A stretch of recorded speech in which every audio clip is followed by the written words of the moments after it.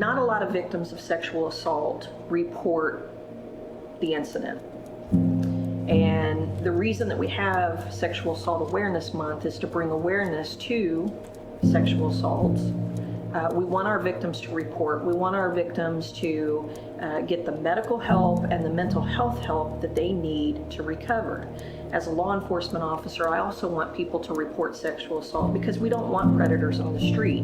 We want to be able to work these cases and bring people to justice.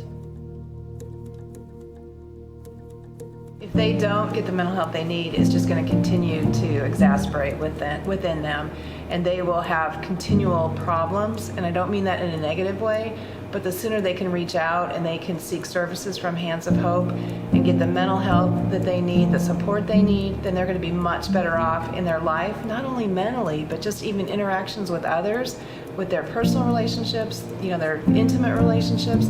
This is something that will bring them down, and we really want to be on the front end of this. So honestly, we want to prevent it. So Angie and I talked earlier about how we need to be reaching out to parents, to talk to their teens, to talk to anybody that will listen about how to prevent sexual violence. No means no. We really are focusing on consent. And we have a pledge here that we'd really like people to come sign that says that they believe and understand what consent means. And again, it's a whole conversation, talking to each other, making sure each other knows what it means to have respect, to have boundaries, that it's okay that if you start to get in an intimate relationship and you don't want to go any further, that you can say stop or say no, and that other person respects that. So the What Were You Wearing campaign is really intended to show the community that it doesn't matter what a victim's wearing when they've been sexually assaulted.